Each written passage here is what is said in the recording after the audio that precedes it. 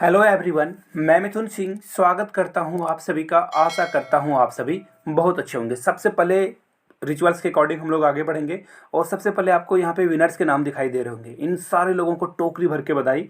ये जीवन में इसी तरह से आगे बढ़ते रहें। अगर आप अपना नाम यहाँ देखना चाहते हो तो आपको क्वेश्चन ऑफ द डे जो पूछा जाएगा ना, उसका आंसर आपको नीचे कमेंट बॉक्स में करना है। तो चलिए वेरी फर्स्ट क्वेश्चन की ओर हम लोग बढ़ेंगे। वेरी फर्स्ट क्वेश्चन आपके सामने ये रहा, ईरानियन पार्लियामेंट को किस नाम से बुलाया जाता है? मजलिस, डायट, मजलिस या शोरा, बोथ। तो देखिए इसका जो राइट आंसर होगा वो होगा ए, यानी कि मजलिस के नाम से जो है ईरानियन पार्लियामेंट को बुलाया जाता है। तो देखिए अगर कोई कमेंट करके इंडियन के जो नेबरिंग कंट्री है ना, उनके बारे में अगर उनके पार्लियामेंट के नाम अगर आप लिख दो तो बड़ा अच्छा होगा। वैसे मैंने नोट्स में इसे लिख दिया है और जो अपडेटेड नोट्स मिलेंगे, जिन्होंने नोट्स परचेस किया है उनको प्रोवाइड कर दिया जाएगा ये सारे नाम।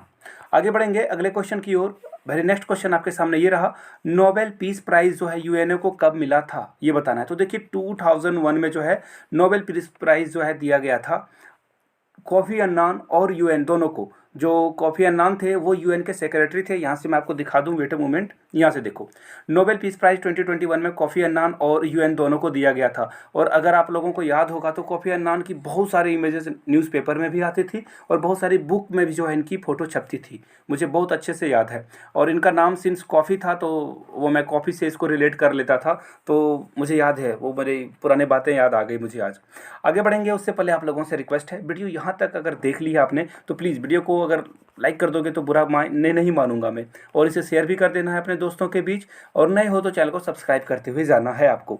यहाँ से देखिए अगला क्वेश्चन आपके सामने ये रहा। और एक और बात मैं आपको बता दूं, नोबेल पीस प्राइज़ या फिर कोई भी हो जो 2021 में अनाउंस किए गए हैं, प्लीज़ याद कर लीजिए। कोई कमेंट करके अगर बता सके पीस प्राइज़ किन किन लोगों को दिया गया है तो बड़ा अच्छा होगा। नोट्स में वैसे मैंने इन सारी चीज़ों को कवर करा रखा है। आगे बढ़ेंगे और आपको बताना है वर्ल्ड की जो सबसे लार्जेस्ट मुस्लिम मेजॉरिटी कंट्री है लैंड एरिया के अकॉर्डिंग, वो कौन सा कंट्री है? तो इसका जो राइट आंसर होगा वो होगा Kazakhstan. B is the right answer. लेकिन अब मैं आपसे एक सवाल पूछना चाहता हूँ कि वो मुस्लिम मेजॉरिटी कंट्री कौन है जहाँ पे पॉपुलेशन सबसे ज़्यादा है, सबसे ज़्यादा लोग वहाँ पे रहते हैं? कमेंट करके आप लोग बताइएगा। आगे बढ़ेंगे नेक्स्ट क्वेश्चन के लिए, उससे पहले आप आंसर देख सकते हो। कजाकिस्तान जो है वर्ल्ड का सबसे क्या है, लार्जेस्ट लैंड लॉक्ड कंट्री है। लैंड लॉक का मतलब होता है इसको कहीं से भी सी नहीं मिलेगा, यानी कि ये जो ट्रेड करेगा अदर कंट्रीज़ के साथ वो अपने नेबरिंग कंट्री पे टोटली डिपेंड रहेगा। और डिसएडवांटेज है, इंडिया के पास बहुत सारे पोर्ट है जहाँ से वो क्या कर सकता है, अलग अलग कंट्री से ट्रांसपोर्टेशन कर सकता है। चलिए आगे बढ़ते हैं अगले क्वेश्चन की ओर। विच टेरिटरी इस्टेब्लिश्ड यूरोपियन यूनियन? देखिए यूरोपियन यूनियन जो है इस्टेब्लिश की गई है किस टेरिटरी के द्वारा? तो आपको इसका राइट आंसर बताना है। उससे पहले मैं कोई इंपॉर्टेंट बात बता दूं, ईयू भी से बोला जाता है यूरोपियन यूनियन। और इससे ना हाल में ही इंग्लैंड, हाल में तो नहीं बट थोड़ा सा टाइम तो हो ही गया है, इंग्लैंड बाहर आ चुका है। तो इंग्लैंड जो है बाहर आ चुका है रेफरेंडम के द्वारा। और रेफरेंडम क्या होता है, कमेंट करके अगर कोई एसएसटी पढ़ने वाले बच्चे हैं तो प्लीज़ कमेंट करके बता दीजिए रेफरेंडम क्या होता है। आप डिटेल्स में थोड़ा सा डिटेल्स में बता दोगे तो लोग कमेंट को लाइक वगैरह कर देना है आपको, लोग पढ़ भी लेंगे। तो देखिए यूरोपियन यूनियन में क्या हुआ, रेफरेंडम हुआ और उसके बाद जो है इंग्लैंड वहाँ से बाहर हो गया। ये क्वेश्चन एग्जाम में शायद पूछा जा सकता है, तो मैंने सोचा आपको एक्सप्लेन करके बता दूं। तो देखिए यहाँ पे किस टेरिटरी के द्वारा जो है ये जो ट्रीटी हुई थी यूरोपियन यूनियन जो है, ये इसे बोला जाता है मैस्ट्रिस्ट जो है ट्रीटी बोला जाता है। मैं प्रोनाउंसिएशन ठीक से नहीं कर पा रहा हूँ but because I have dyslexia I could not do it but I am trying my best. आगे बढ़ेंगे अगले क्वेश्चन की ओर। Which country does not share a land border with Iran? देखिए ईरान के साथ लैंड बॉर्डर कौन शेयर नहीं करता है, आपको ये बताना है। तो देखिए तुर्कमेनिस्तान, आर्मेनिया, टर्की या सीरिया? तो इसका राइट आंसर आर्मेनिया ही होना चाहिए। जी हाँ, sorry, Syria is the right answer. Iran के साथ जो है सीरिया अपना बॉर्डर शेयर नहीं करता है। D is the right answer.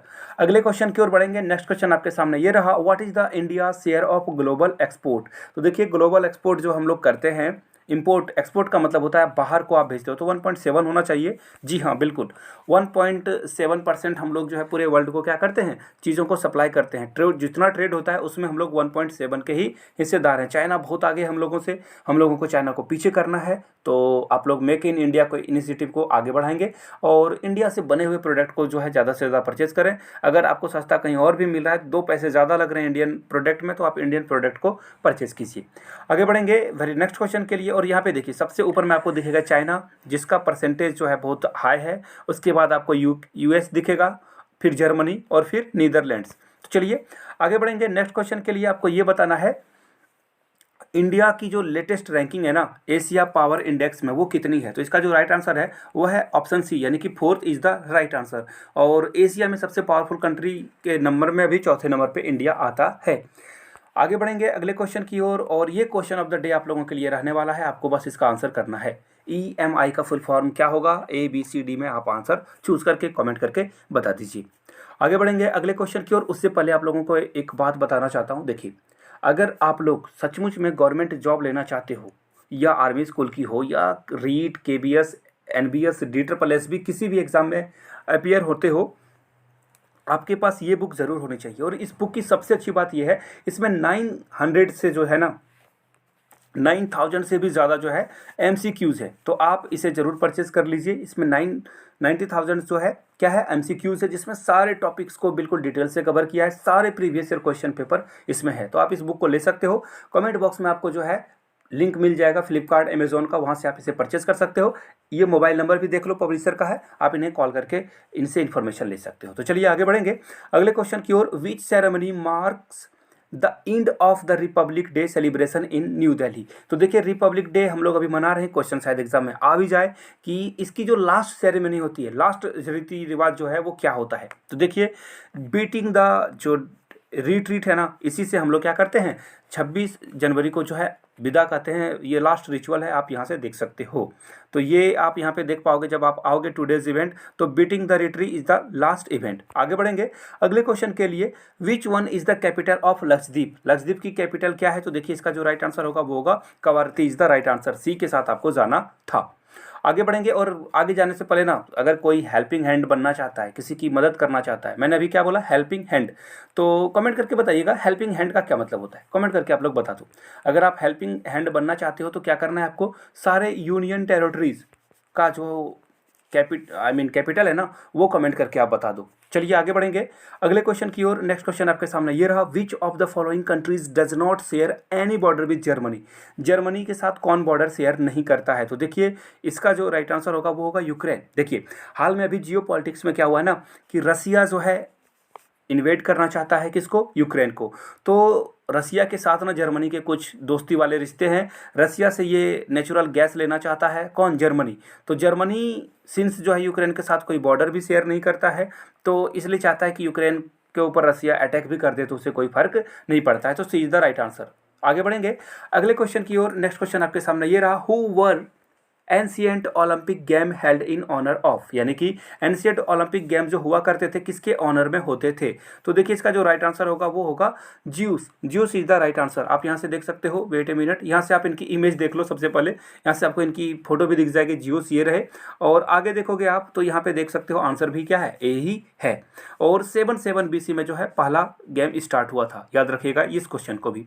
आगे बढ़ेंगे। India celebrates national startup day. National startup day हम लोग कब मनाते हैं, तो बिल्कुल जो है 16 जनवरी को मनाते हैं, बिल्कुल रिपब्लिक डे से 10 दिन पहले। सी इज द राइट आंसर। अगले क्वेश्चन की ओर हम लोग बढ़ेंगे। अगला क्वेश्चन आपके सामने ये रहा। With which country did Saudi Arabia fight a war in 1991। 1991 में सऊदी अरबिया ने किसके साथ लड़ाई करी। तो देखिए, सऊदी अरबिया भी एक मुस्लिम कंट्री है, इराक भी एक मुस्लिम कंट्री है, लेकिन दोनों ने लड़ाई लड़ ली। देखिए, सिया सुन्नी का खेल है यहाँ पे, वो बात है। देखिए, एक बात हमेशा याद रखिए ना, हमेशा यूनाइट रहो। हिंदू, मुस्लिम, सिख, ईसाई करने की कोई ज़रूरत नहीं है। धर्म आपका बिल्कुल प्राइवेट अफेयर है, याद रखिएगा। आप क्या खाते हो, क्या पूछते हो, ये आपका बिल्कुल पर्सनल मैटर है। और जब भी आप वोट देने के लिए जाओ, कौन डेवलपमेंट कर रहा है उस पर आपको वोट देना चाहिए, ना कि धर्म, जाति। अगर कोई जाति का कैंडिडेट है उसे वोट ना दें आप, मतलब दे भी सकते हो अगर अच्छा कैंडिडेट हो तो। मेरे कहने का मतलब सिर्फ ये क्राइटेरिया नहीं होना चाहिए कि वो आपके कास्ट का है तो आप उसे वोट दे दोगे, या आपके धर्म का है तो उसे वोट दे दोगे आप। आगे बढ़ेंगे अगले क्वेश्चन की ओर। अगला क्वेश्चन है, दरवाजा गैस जो क्रेटर है वो एशियन, सेंट्रल एशियन कंट्री में है, वो किस कंट्री में है। तो देखिए, तुर्कमेनिस्तान में है ये। और यहाँ से आप इसकी इमेज देख सकते हो।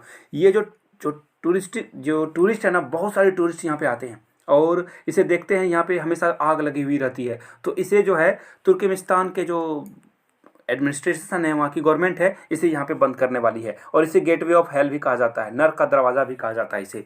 आगे बढ़ेंगे अगले क्वेश्चन के लिए। What is Ukraine's population? Ukraine के ऊपर अभी रसिया हाल में ही हमला करने वाला है। वहाँ पे उसने सैनिक को जो है बेलारूस के द्वारा घेर रखा है। कभी भी लड़ाई हो सकती है, थर्ड वर्ल्ड वॉर तो नहीं कहूँगा मैं, लेकिन यूक्रेन की पॉपुलेशन क्या है ये भी एग्जाम में आ सकता है। तो 4.4 इज द राइट आंसर। अगर कोई यूक्रेन की कैपिटल का नाम बता दे कमेंट में, बड़ा अच्छा लगेगा मुझे। आगे बढ़ेंगे अगले क्वेश्चन की ओर। देखो मैं बार बार बोलता हूँ ना कि कोई बता दे, गूगल करके भी बता दो ताकि आपके दिमाग में एक बार याद रहे।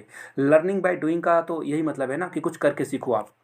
तो चलिए क्वेश्चन ऑफ द डे भी मैंने पूछ लिया। वीडियो यहीं के खत्म करते हैं, आगे और भी क्लासेस आते रहेगी। Thank you so much for trusting us, believing us. Have a good day.